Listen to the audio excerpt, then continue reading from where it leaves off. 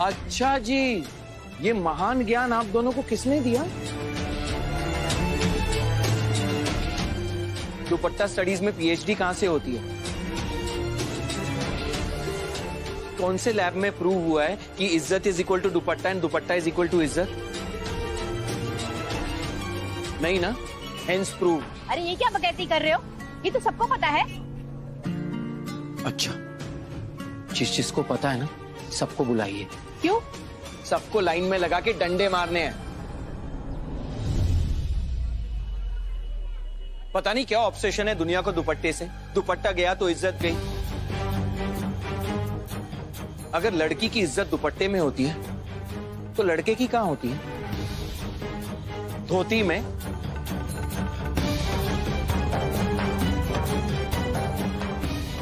यहां तो किसी ने धोती नहीं पहनी, तो क्या किसी की इज्जत नहीं है?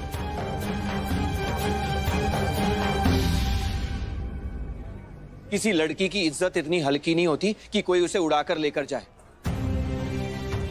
हल्की तो वो सोच होती है जो दुपट्टे के आगे देख ही नहीं पाती। किसी लड़की की इज्जत इतनी छोटी नहीं होती कि 1.5 गज कपड़े में समा जाए। छोटी तो वो सोच होती है जो इज्जत और दुपट्टे को बराबर नापने की गलती करती है।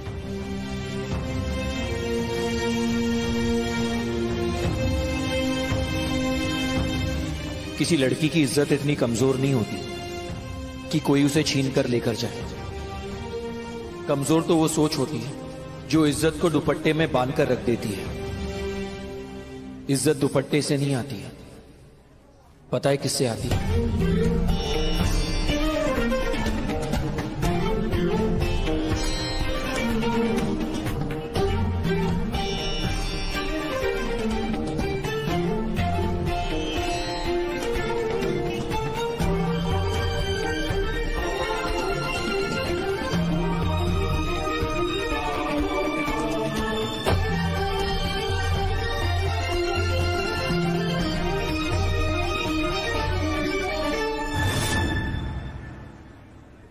इससे आती है।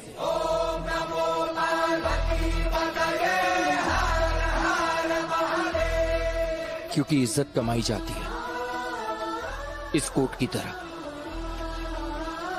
ये कोट किसी दुकान पर नहीं मिलता। इसके लिए कड़ी मेहनत करनी पड़ती है, बलिदान देने पड़ते हैं, त्याग करना पड़ता है, तब जाके मिलता है ये कोट। और शक्ति, एक बार ये कोट मिल जाए ना, तो फिर इसे तुमसे कोई छीन नहीं सकता। बिल्कुल वैसे ही जैसे कोई इज्जत छीन नहीं सकता।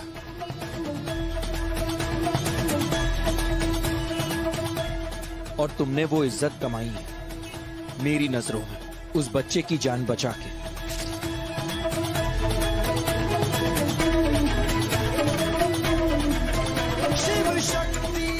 और देखना, एक दिन तुम ये कोट भी कमाओगे, डॉक्टर शक्ति शर्मा बनकर। शक्ति ने सही तरीका बताया था। पापा की सांस नॉर्मल हो रही है।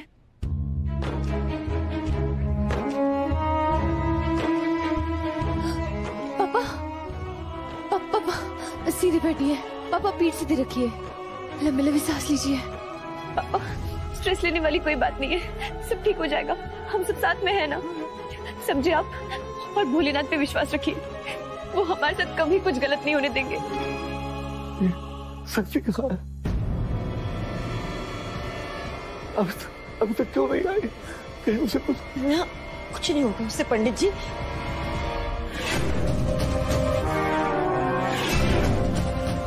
थोड़ा सा और बर्दाश्त कर लो शक्ति, क्योंकि जो तुमने मेरे साथ किया है उसकी इतनी सजा तो बनती है ना। मैं यहाँ तुम्हें अपना बनाना चाहता हूँ और तुम जाके उस शिव के गले लग गए। इसकी सजा तो मिलेगी शक्ति, थोड़ा सा वेट और कर लो, क्योंकि इस हीरो की वैल्यू तुम्हें तभी होगी जब ये विलन तुम्हें और परेशान करेंगे। थोड़ा सा।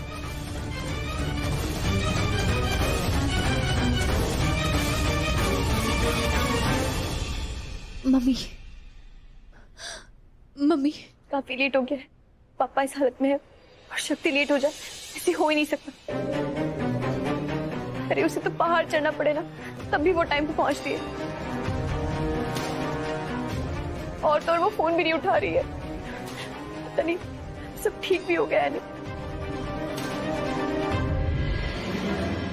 देखो, हमारे चाचा जी की तबीयत ठीक नहीं है, हमें जाने दो।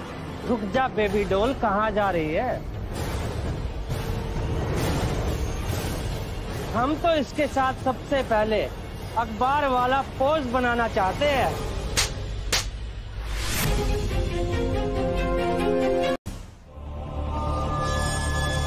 कोई बचाइए, हमें छोड़ो, प्लीज प्लीज छोड़ो हमें, छोड़ो।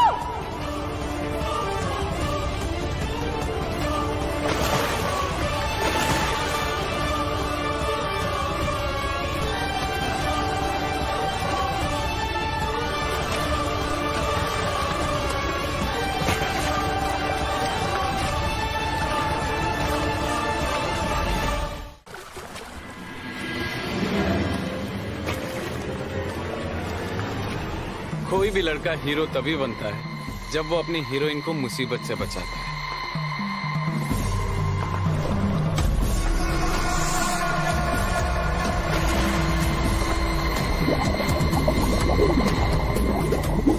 पर शक्ति, तुम तो अपनी हर मुसीबत से खुद ही बच के निकल आती हो।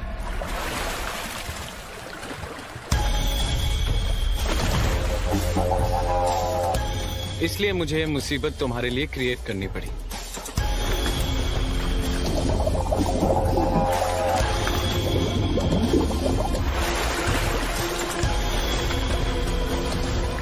अब तुम्हें पता लगेगा कि मैं कितना बड़ा हीरो हूं जब मैं इन विलेन से तुम्हें बचाऊंगा।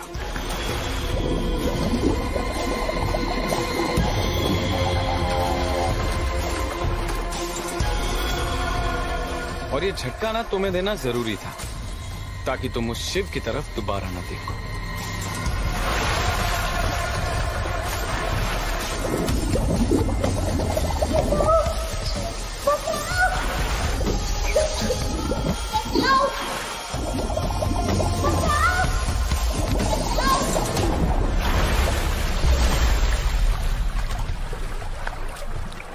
अब टाइम आ गया है हीरो की एंट्री का।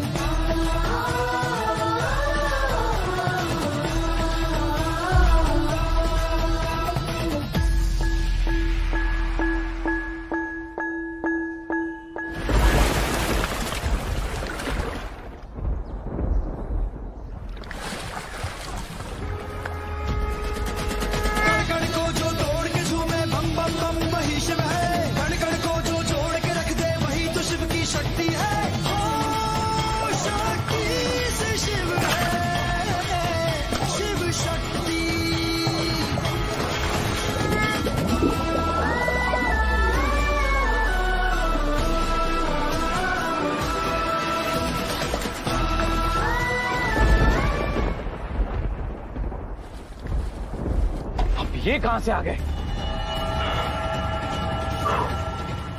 चलो अब आ ही गए हो तो एक सबक सीखते जाओ कि जब साइड हीरो मेन हीरो बनने की कोशिश करता है ना तो बहुत मार खाता है। आए तो आप अपने पैरों पर जाओगे चलकर। जी, कल सुबह आप सबको लेकर आ जाइए। मैंने चेन रिएक्शन शुरू कर दिया है। अब बहुत जल्द एटम बॉम्ब फटेगा। अब आगे का काम मिस्टर मेहता करेंगे। सॉरी शिव, हॉस्पिटल में तुम्हारा किस्सा खत्म करने के लिए। और थैंक यू कहने लायक कभी कोई काम तुमने तो किया ही नहीं। एक मिनट छोटी भाभी, आप ना अपने खुश होने पे थोड़ा ब्रेक लगाइए। हमारी आंख फड़क रही है। हमको लगता है आपके प्लानिंग में ना फिर से कोई स्पीड ब्रेकर आने वाला है। छोटी भाभी, हमारे आंख फड़कने की स्पीड ना बढ़ गई है। हमको लगता है बहुत बड़ा भूकंप आने वाला है और उसका जो एपिसेंटर है ना वो कीर्तन के आसपास ही है। लो आ गया। हाँ कीर्तन बोलो। मॉम मैंने एक प्लान बनाया था। मैंने सोचा था कि गुंडे भेजूंगा और शक्ति को वो परेशान करेंगे और मैं जाके खुद हीरो बन जाऊं। बट पता नहीं मॉम शिव कहां से बीच में आ गया और उन्होंने उन्हें बहुत मारा और मॉम गुंडों ने मेरी फोटो ले लिया। अब मैं फंस जाऊंगा मॉम।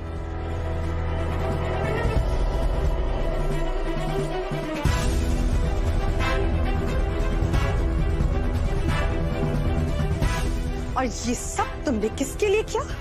उस लड़की के लिए। पूरी दुनिया में तुम्हें और कोई लड़की मिली नहीं? अरे मॉम हम ये सब कुछ बाद में डिस्कस कर लेंगे। अभी प्लीज आप कुछ कीजिए और मुझे बचाइए। उसके फोन में मेरी फोटो है। बहुत प्रॉब्लम हो जाएगी अगर उसने सब कुछ बता दिया तो मॉम प्लीज। तुम चिंता मत करो, मैं हूँ। ओके मैं हूँ तुम्हारे लिए। तुम वहां से निकलो, मैं कुछ करती हूँ। मॉम ये गुंडा मुझे निकलने नहीं देगा यहाँ से। ठीक है तुम वहीं रुको, मैं कुछ करती हूँ। ठीक है बेटा।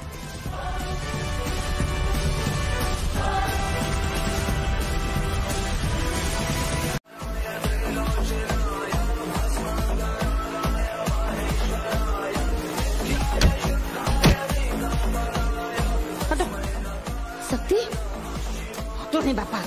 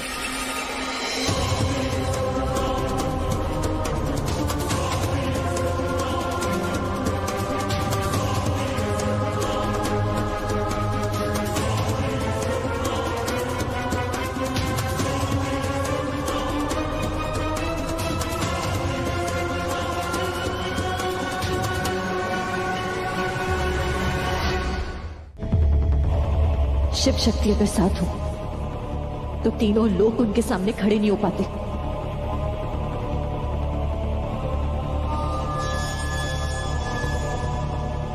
तो तुम तो फिर भी दो कौड़ी के गुंडे हो।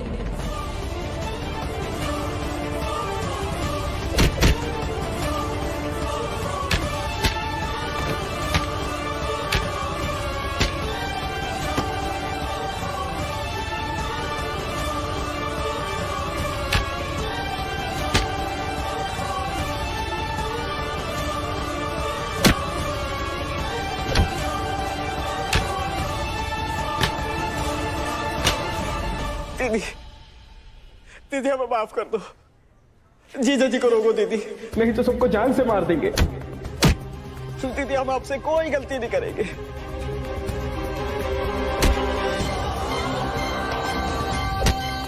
डॉक्टर शिव रुकिए, रुक जाइए।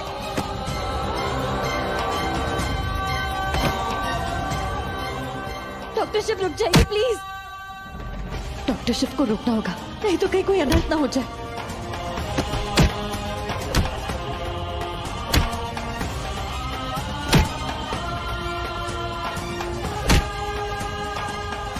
इन्हें रोकने का बस एक ही तरीका है। जानते हुए भी कि आप लोग कुछ कर सकते थे लेकिन कुछ नहीं किया। अपनी आत्मा पर बोझ फील नहीं होता? अपनी परवरिश पर, अपने संस्कारों पर सवाल नहीं उठाते? भगवान के सामने जाने से शर्म नहीं आती? और ये सवाल सिर्फ आप मर्दों के लिए नहीं है, इन औरतों के लिए भी है। क्यों वेट करती हैं आप लोग कि कोई मर्द आएगा और आप में से किसी को बचाएगा? अगर आप सब लोग एक साथ हो जाए ना तो किसी मर्द की हिम्मत नहीं है कि किसी औरत को कुछ कह सके, उस पे हाथ डाल सके। पर आप सबको तो फुर्सत नहीं है ना एक दूसरे को नीचा दिखाने के अलावा। आप शक्ति हैं, शक्ति का रूप है। अपनी शक्ति को पहचानिए। आप रानी दुर्गावती हैं, रानी लक्ष्मीबाई हैं। राजमाता जीजाबाई भोसले, लोक माता अहिल्याबाई हैं। अरे इनके सामने तो सेना ही नहीं टिक पाई, ये 4 सड़क छाप गुंडे क्या टिक पाएंगे? इनकी औकात है?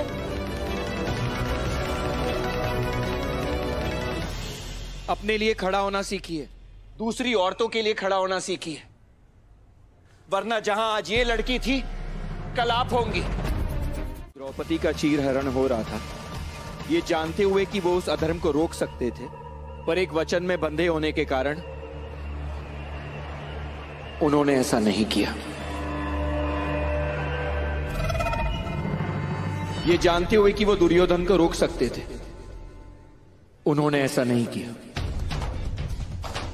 उनकी एक आवाज दुशासन के हाथ रोक सकती थी, मगर वो चुप रहे। पर आप लोग क्यों चुप बैठे? आप लोग तो किसी वचन में नहीं बंधे हैं ना? पता है भीष्म पितामह, प्राण त्यागने से पहले 58 दिनों तक वो बाणों की शैया पर लेटे रहे।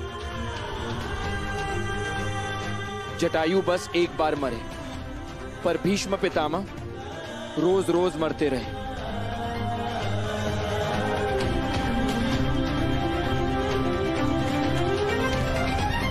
क्या बनना है आपको, जटायु या भीष्म पितामह?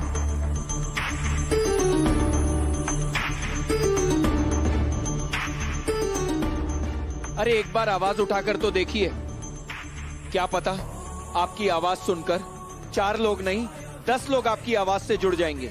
जहां 4 हाथ आते हैं किसी लड़की की इज्जत उतारने के लिए, क्या पता वहां 10 हाथ आ जाएं किसी लड़की की इज्जत बचाने के लिए। एक बार आवाज तो उठाओ, क्या पता किसी की जिंदगी खत्म होने से बच जाए, समाज खत्म होने से बच जाए, इंसानियत खत्म होने से बच जाए, हमारी बहू बेटियां खत्म होने से बच जाए। एक बार आवाज तो उठाकर देखो, क्या पता हमें भी भगवान की गोद में सर रखने का मौका मिल जाए। आवाज उठाकर तो देखो, बस एक बार।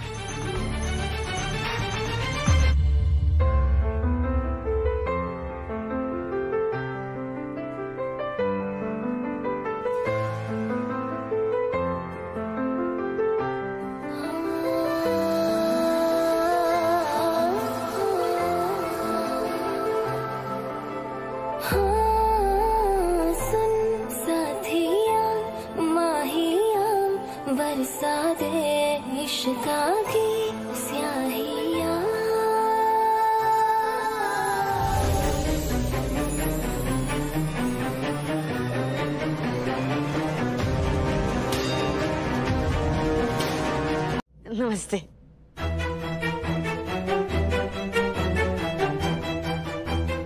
आपकी तबीयत ठीक है ना? हाँ बेटा, ठीक है। तुम ठीक हो? अब आ गए ना? हाँ? आ गए सब, मेहमान आए हुए हैं। अरे आप लोग आए बता के आ जाते। नहीं वैसे आ सकते हो भाई, आप ही का तो घर है, रिश्तेदारी में थोड़ी पूछते हैं।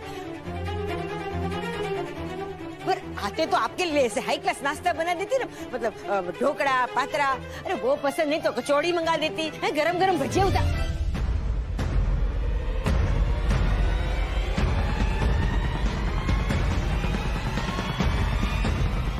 चाची जी, आज के अखबार में जो कुछ पढ़ लिया, बस उससे ही हमारा पेट भर गया।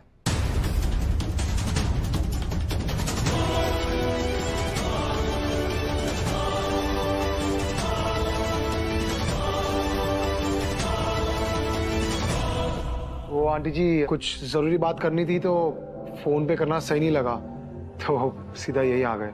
कोई बात नहीं। अरे चाची जी कहा है कि हमरे साले साहब थोड़े शर्मीले हैं ना, साई टाइप, तो हम ही बोल देते सॉरी हम ये रिश्ता नहीं कर सकते।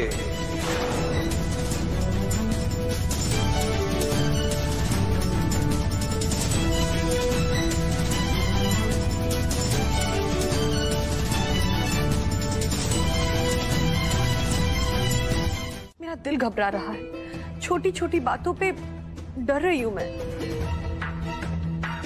ये डर रही है? दुनिया को डराने वाली ड्रैकुला की भतीजी। पर हुआ क्या? ये देखिए देखिए। ब्रेकिंग न्यूज, कश्यप परिवार का हुआ कचरा। जीआरके मेमोरियल हॉस्पिटल के honour chief trustee reputed neurosurgeon doctor Shiv Kashyap को बनारस में फसाद करने के जुर्म में गिरफ्तार किया गया है। हाय हाय।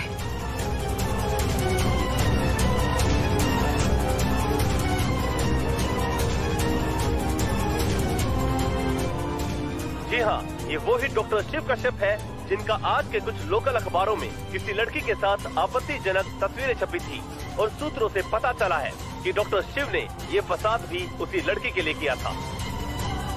इतना क्या हाय हाय कर रही है? सारा किया धरा तो तेरा ही है। ओवर एक्टिंग के 50 रुपए पक।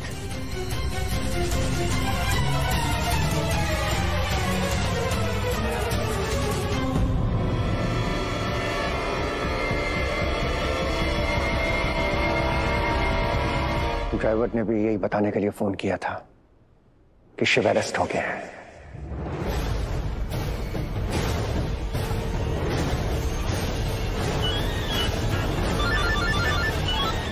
हेलो। हाँ हाँ, हमें पता चला कोई मिसअंडरस्टैंडिंग हुई होगी। हमारा शिव कभी ऐसा कर ही नहीं सकता है। हाँ, कोई मिसअंडरस्टैंडिंग हुई होगी। हमारा शिव कभी ऐसा कर ही नहीं सकता। हुआ कचरा के रेप्यूटेड न्यूरोसर्जन डॉक्टर कश्यप को बनारस में फसाद कराने के लिए गिरफ्तार किया गया है। जी हाँ, ये वो ही डॉक्टर शिव कश्यप है जिनका आज के कुछ लोकल अखबारों शिव कभी ऐसा कर ही नहीं सकता। Reputed neurosurgeon doctor Shiv Kashyap को बनारस में फसाद कराने के लिए गिरफ्तार किया गया है। जी हाँ, ये वो ही डॉक्टर शिव कश्यप है जिनका आज के कुछ लोकल अखबारों में किसी लड़की के साथ आपत्तिजनक। मामा जी, हमें शिव भैया के पास जाना चाहिए। उन्हें हमारी जरूरत है मामा जी। नंदू,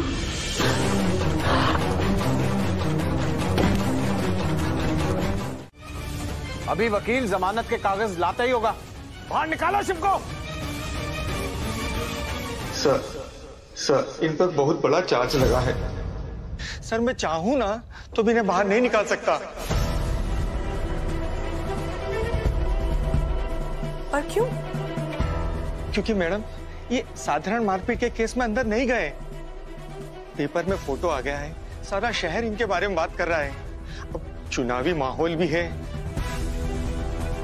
शहर में शांति व्यवस्था बनाए रखने के लिए हम इन्हें नहीं छोड़ सकते। डॉक्टर है मेरा बेटा, डॉक्टर। इसका शहर की शांति से क्या मतलब? कोई गुंडा बदमाश नहीं है जो शहर की शांति भंग हो रही है। अरे सर, आप चिंता ना कीजिए, कोई भी आ जाए इसे छुड़वाने के लिए, ये नहीं छूटेगा। चाची ये झूठ बोल रहा है। थोड़ी देर पहले ये किसी से फोन पे बात कर रहा था और कह रहा था कि कोई भी आ जाए, किसी का भी फोन आ जाए, ये मुझे बाहर निकलने नहीं देगा।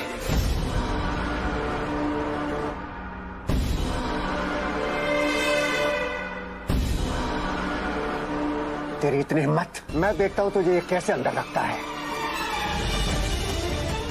मंदिरा में। पर जो भी कहो, उस डॉक्टर ने अच्छा नहीं किया। डॉक्टर शिव कभी किसी के साथ गलत नहीं कर सकते। उन्होंने हमारे सपने को उड़ान दिए। इतनी देर से एक ही नाम रटे जा रही है, डॉक्टर शिव, डॉक्टर शिव। ऐसा लगता है कि पहले से ही उससे सेट हो गई है, तो मुझसे कैसे पटेगी? शादी के लिए ना करने के लिए आपका बहुत बहुत धन्यवाद। Thank you.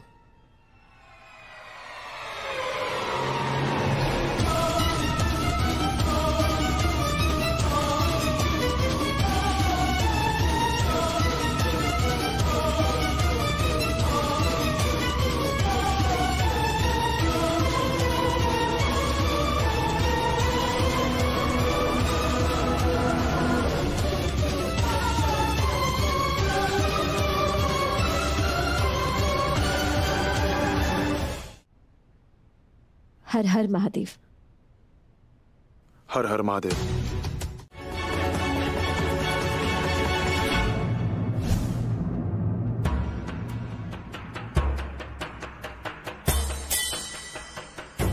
इंस्पेक्टर साहब, देखिए मैं बेवकूफ नहीं हूँ। मुझे पता है आपने किसी के कहने पर ही शिव को गिरफ्तार किया है। बताइए कौन है? जल्दी बोलो, वरना मैं कमिश्नर को फोन लगा। Sir sir sir sir minister Pandey.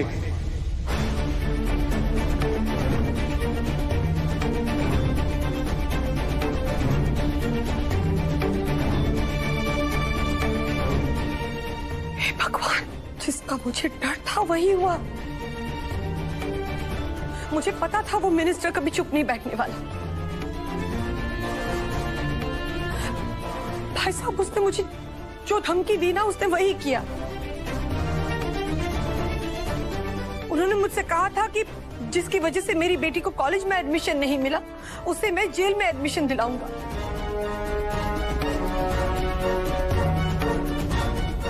मैंने बार बार कहा था कि इतने पावरफुल इंसान के साथ दुश्मनी नहीं करनी चाहिए।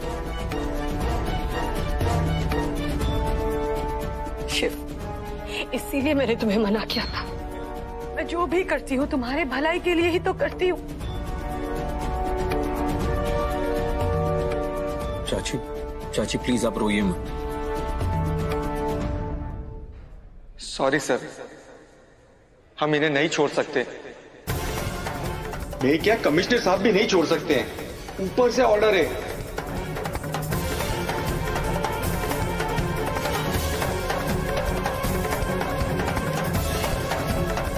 हम कुछ करते हैं।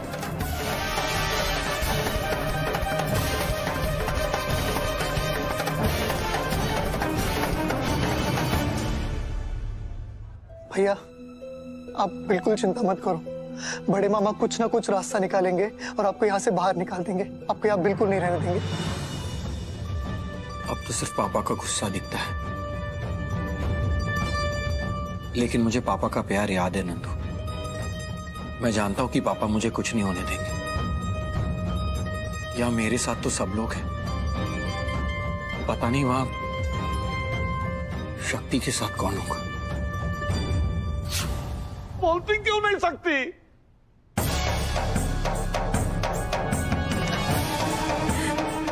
हमें वो लड़का जमजम दीदी के लिए ठीक नहीं लगा।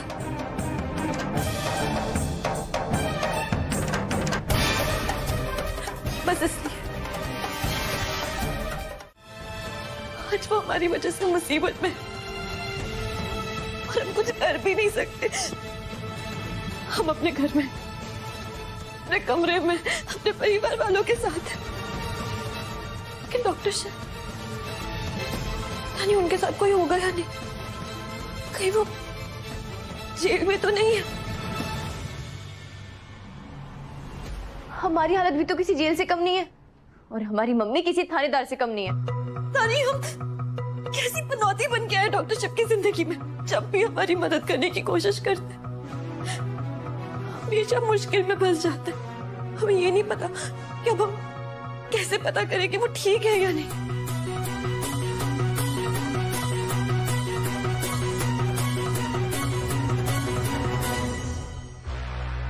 जय भोलेनाथ।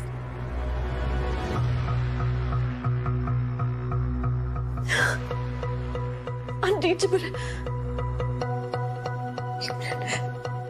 नंदू भैया। देखिए, आपको साफ साफ पता है कि आपने शिव को गलत इल्जाम में गिरफ्तार किया है। मैं क्या कर सकता हूँ, मंत्री जी के ऑर्डर है। क्या मंत्री लगा रखा है? एक बात याद रखो इंस्पेक्टर, मंत्री से कम हमारी भी नहीं चलती है यहाँ।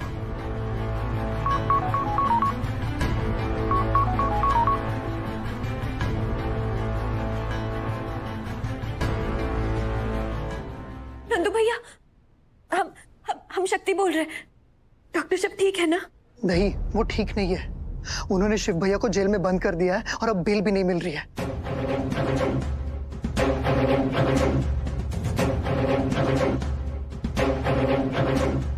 जेल में?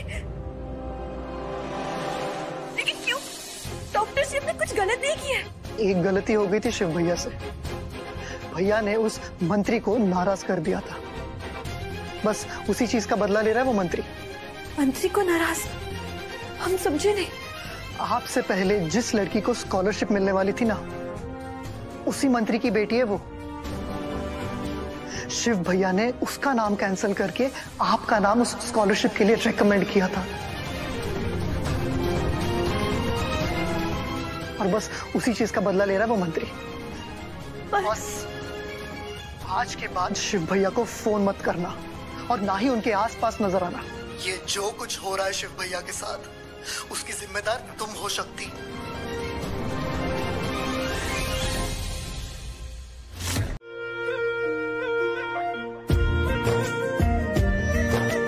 किसी लड़की की इज्जत इतनी कमजोर नहीं होती कि कोई उसे छीन कर लेकर जाए। इज्जत कमाई जाती है इस कोट की तरह, और तुमने वो इज्जत कमाई है मेरी नजरों में। दिल से सुन पिया ये दिल की दास्तां, जो लफ्जों में नहीं हो बयां। दिल से सुन पिया ये दिल की दास्तां, जो लफ्जों में नहीं हो बयां। अब जैसा भी रास्ता टूटेगा ना वास्ता, ना रहेगा फासला दरमियां।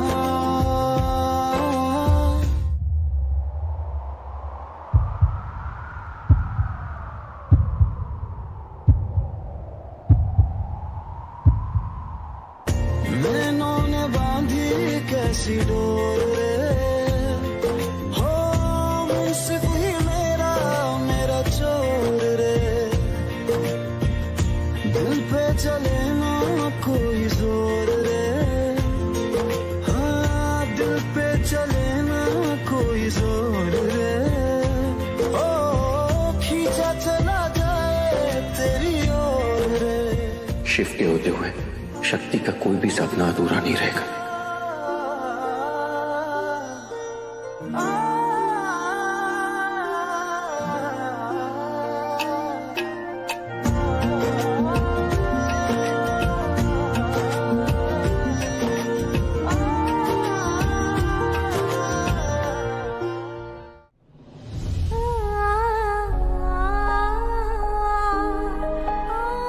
सब हमारी गलती, सब हमारी वजह से हुआ, क्योंकि हम खुद को कंट्रोल नहीं कर पाए। दिल पे चले ना कोई जोर रे, ओ खींचा चला जाए तेरी ओर रे।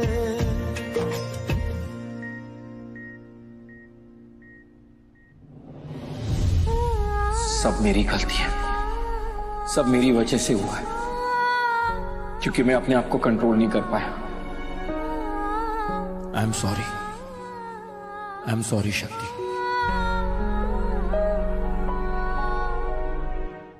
शक्ति हमारे लिए किस किस से लड़ेंगे? पहले मंदिर आंटी से, फिर कॉलेज में इंटरव्यू वालों से।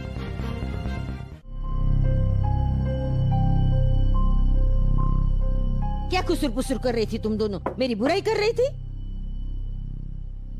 अभी भी गुस्सा हूं तुम दोनों से, पर क्या करूं, मां हूं ना तुम्हारी, भूखा तो नहीं रख सकती तुम दोनों को। खाना लाई हूं, दोनों खा लेना। ये बांदरी, प्लेट एकदम खाली होना चाहिए, कुछ भी जूठा नहीं रखना। ये सक्तुड़ी, तुझे वो किरोड़ीमल मिठाई वाले की रबड़ी पसंद है ना, लाई हूं तेरे लिए, खा लेना। चाची जी,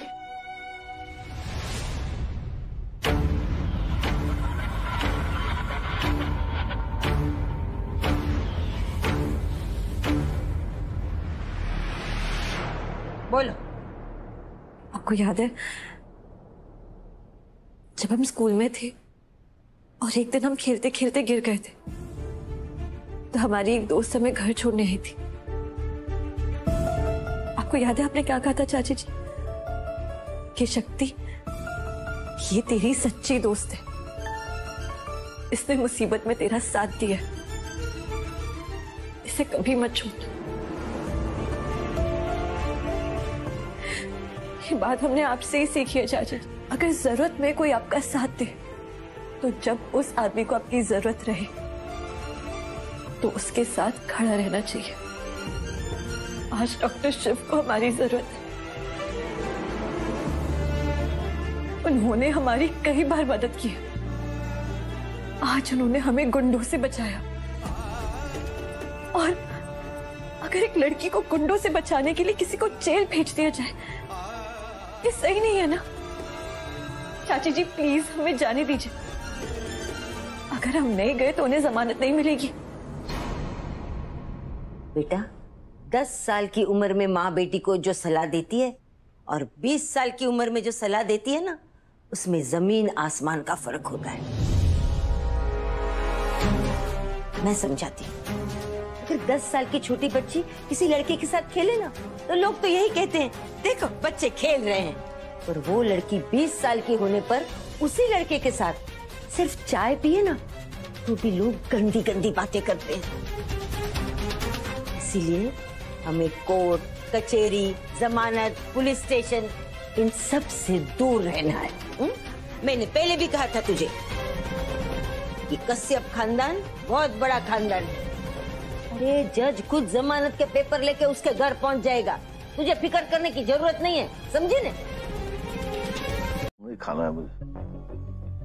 देखिए पंडित जी, अभी ना उन 2 लड़कियों के साथ माथा पिच्ची करके आई हूँ, बस अब मैं दूसरे 2 के साथ नहीं कर सकती। चलिए खाइए। क्यों परेशान कर रही हो मुझे? खाना नहीं खाना है मुझे। पंडित जी किस बात की टेंशन है आपको? वो पेपर में फोटो देख लिया उस बात की टेंशन है, या फिर लोगों ने 2-4 बातें सुना ली वो आपने दिल पे लगा ली? पंडित जी खबर न हो तो कह दूं, हम ना ऐसे दुबक के घर में बैठेंगे ना, तो लोग तो और चौड़े होंगे और 4-5 बातें सुनाएंगे। हमें तो बाहर निकलना चाहिए, उनकी आंखों में आंखें देखकर बोलना चाहिए, तब जाके धीरे धीरे बात ठंडी हो जाएगी। समझ रहे हैं ना आप? मनोरमा मनोरमा तू ही पागल है, टांगों में इतना दर्द है फिर भी खड़े खड़े सबके लिए खाना बनाओ, और ये लोग तो खाना ही नहीं खाएंगे।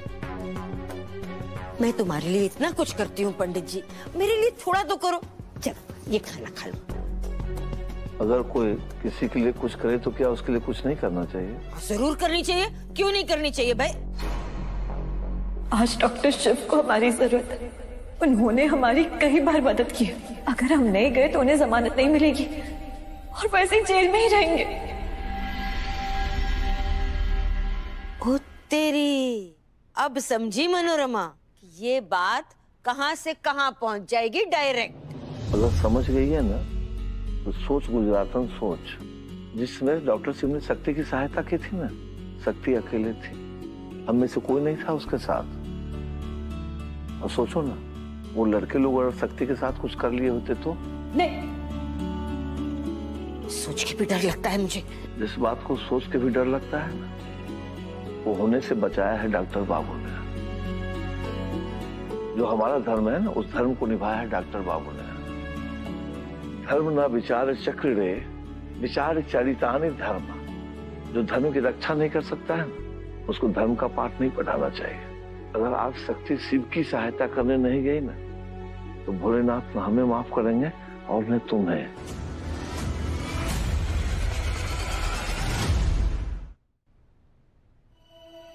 गरम, चप्पल पहन, चल चल चल चल मेरी साथ चल। कि बहुत खराब है, ना स्टैंडर्ड है ना स्टाइल। एक्चुअली ना भैया को समाज सेवा का बड़ा शौक है, तो कभी भी ऐसे गरीब भिखारी को देखते हैं ना, तो बिना सोचे समझे उनकी हेल्प करने चले जाते हैं।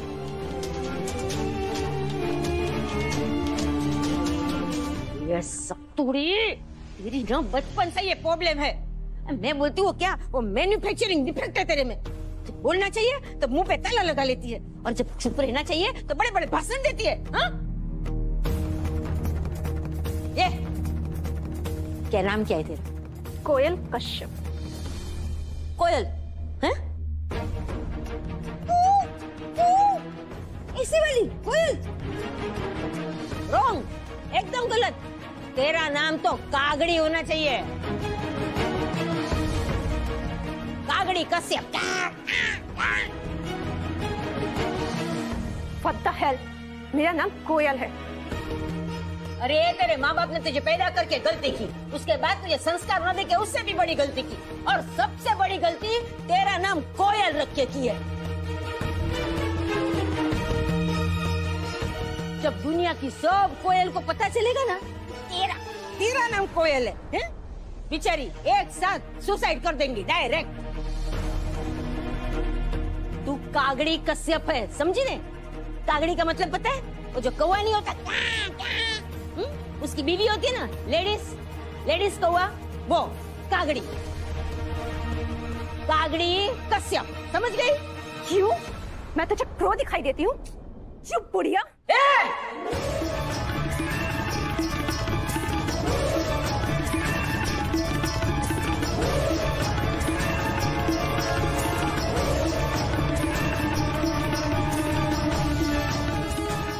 दूसरी बार ऐसा बोली ना तो तेरी लंबी जुबान खींचकर तेरे गले में गोल गोल लपेटकर पीपल के पेड़ पे उल्टी लटका दूंगी, समझी ना? कागड़ी, यू लुक, लुकड़ी वाली। अब खबर न तो कह दी, तू कागड़ी, तेरी माँ कागड़ी, तेरा पूरा खानदान कागड़ी, समझी ना? यू, तू मेरी शक्ति को कुछ सुना रही थी, उसको उसका क्लास दिखा रही थी। ये क्लास की सगी तेरी और मेरी शक्ति की तो तुलना भी नहीं हो सकती, समझी ना? अरे वो तो गंगा का शुद्ध पानी है और तू गंदी नाली। छी! अरे मेरी शक्ति ना नीट में पूरे बनारस में चार नंबर पे आई थी।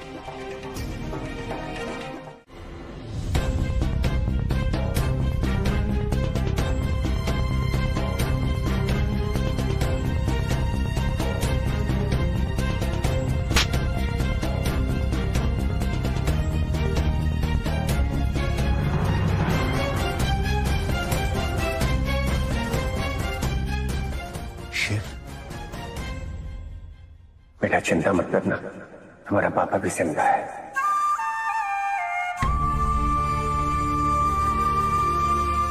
जब तक वो जिंदा है तो मैं कुछ नहीं होने देना।